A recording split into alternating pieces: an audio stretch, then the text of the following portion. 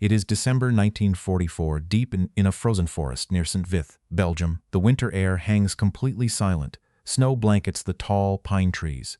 An American infantry patrol moves quietly through the white drifts, scanning the tree line for enemy movement. They stumble upon a body frozen in the snow.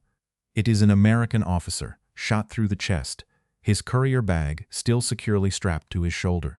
Inside that bag rests a handwritten order bearing the unmistakable signature of General George S. Patton, commanding an entire armored division to retreat. The enemy believes they have just altered the course of the war with a dead man and a stolen name. But they do not know what happens when a relentless commander hunts for the microscopic truth, hidden inside a single piece of paper. This is the remarkable story of what General George S. Patton did when desperate German operatives planted a forged withdrawal order on a dead American officer, and how a single hidden watermark exposed the grand deception. Before we continue with this battlefield crisis, make sure you subscribe. We tell the World War II stories that show how the right question kills the wrong cover. Major Eleanor Stone was 32 years old, from Boston, Massachusetts, serving with the 3rd Army Counterintelligence Corps. She was the daughter of a master bank engraver, raised to understand the precise science of ink density, paper grain, and copper plates at her father's workbench before the global conflict tore her world apart. Her younger brother had perished during the disaster at Kasserine Pass, a bitter family loss that drove her to enlist so she could hunt down the hidden German saboteurs operating behind Allied lines. She spent 2 grueling years tracking Axis spies through the mud of Italy and France, sharpening her vision until she could spot a counterfeit military pass from across a crowded room.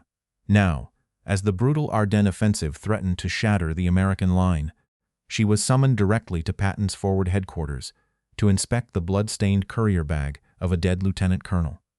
Across the frozen lines, Major Otto Reinhardt, a 36-year-old intelligence officer from Stuttgart, directed the Brandenburg Regiment's elite deception unit. Reinhardt believed that wars were not won by tanks or steel, but by systemic chaos and the calculated manipulation of the human command chain.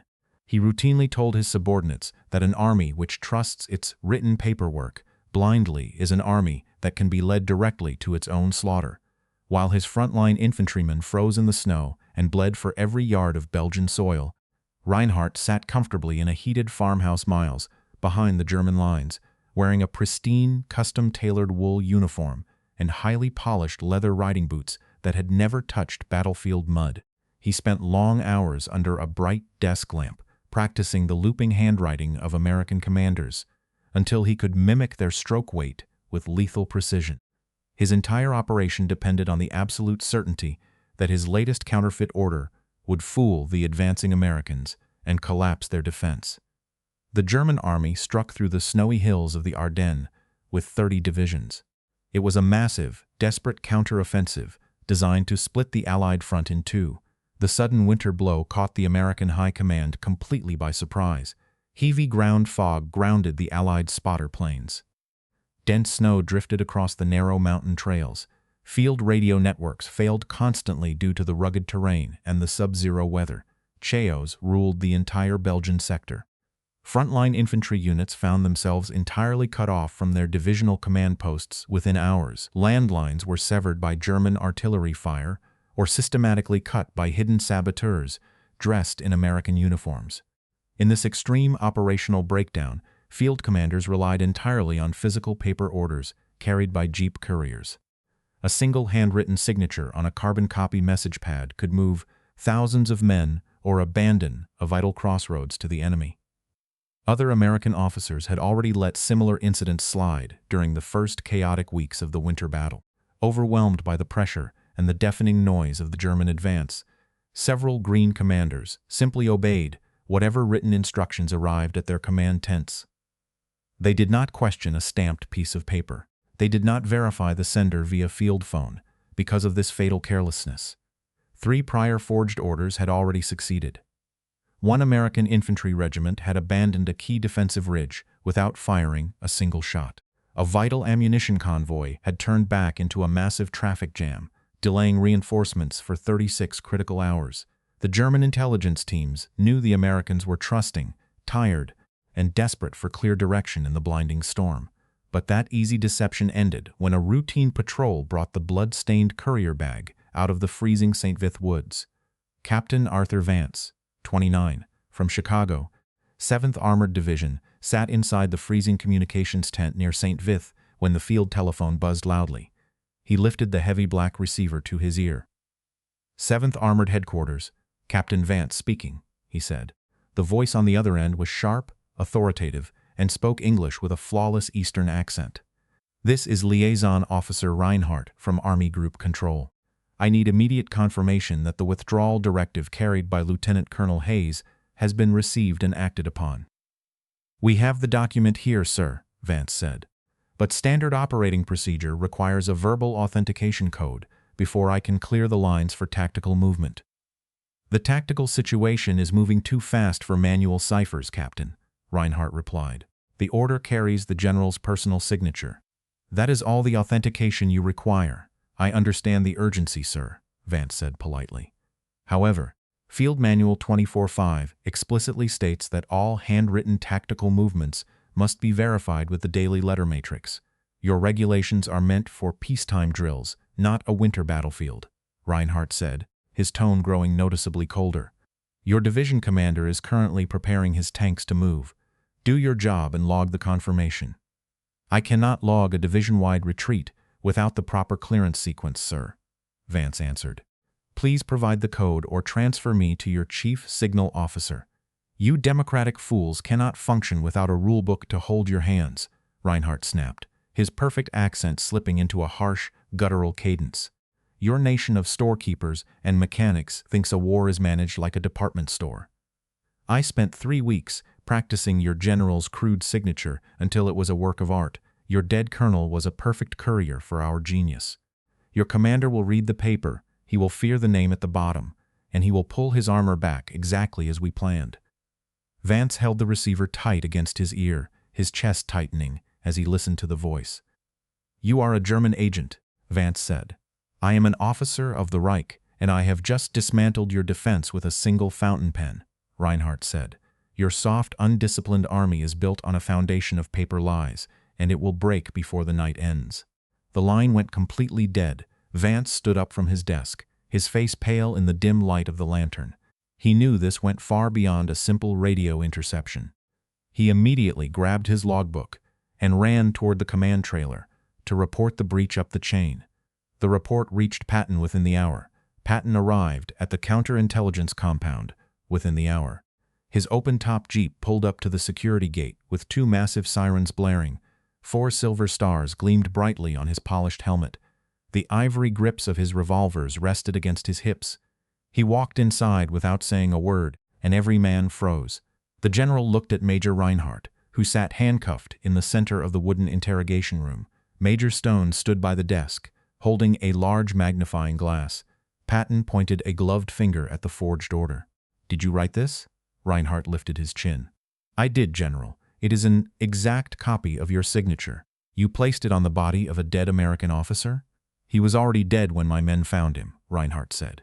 We merely utilized him. You used my name to order my men to run away. Reinhardt smiled slightly. It is the art of war, General. Your paperwork is your weakness. Patton stared down at the German officer. His voice was cold, quiet, and perfectly steady. You think you understand the art of war because you can copy ink on paper. You sit in a warm farmhouse and play with fountain pens while real soldiers bleed in the snow. You believe your little drawings can move my tanks or change the minds of American infantrymen. You called us soft. You called us storekeepers and mechanics. But those mechanics know how things are built. Major Stone knows exactly how your German paper mills make their product. She looked through your ink and found a Munich watermark. Your perfect signature was printed on enemy wood pulp. You spent weeks practicing my handwriting, but you forgot that a piece of paper has 2 sides.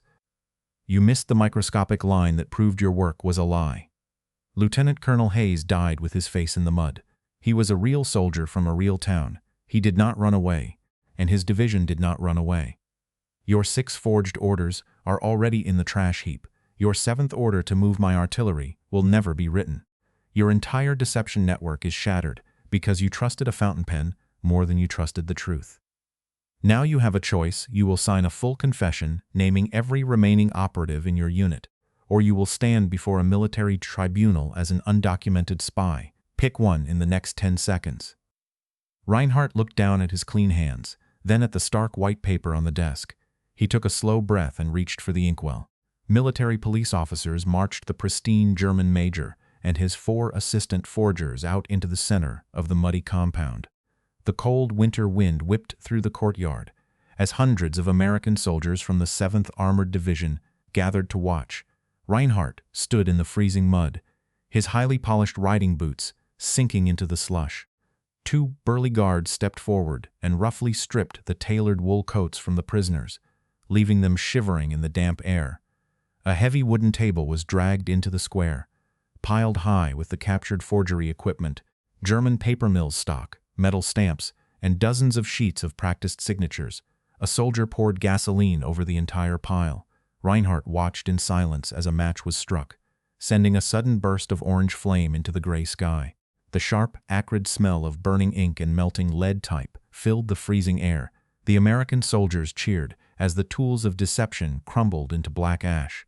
Reinhardt was marched toward a heavy steel cage, his hands shackled, forced to sleep on the hard ground like the men he had tried to trap in the frozen woods. The grand illusion was completely dead. Lieutenant Colonel Frederick Hayes was returned home with full military honors and laid to rest beneath a white stone marker in Arlington National Cemetery.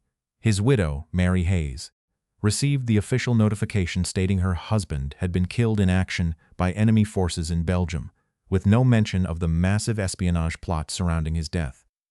She lived a quiet life until her passing in 1979, never knowing that her husband's frozen body had been used as a silent courier for a grand German deception. Major Otto Reinhardt was convicted of military forgery and espionage at a closed military tribunal, receiving a 10-year sentence. He served 6 years in a military prison before his release in 1951, returning to his hometown of Stuttgart. He spent the remainder of his life working quietly as a calligraphy teacher, instructing students in the precise arts of penmanship and document analysis. He was universally respected by his peers for his meticulous attention to detail, living quietly until his death in 1973. General Patton never spoke of the case publicly, but he kept a brief note pinned inside his desk file. He wrote that authenticity has multiple layers like signature, paper, and ink, and if one layer fails, the document is suspect. He noted that the enemy had the signature but not the paper, and the whole operation collapsed on a watermark. Major Eleanor Stone became a foundational figure in document analysis for the Central Intelligence Agency, training generations of strategic analysts using the Hayes forgery as her primary teaching example.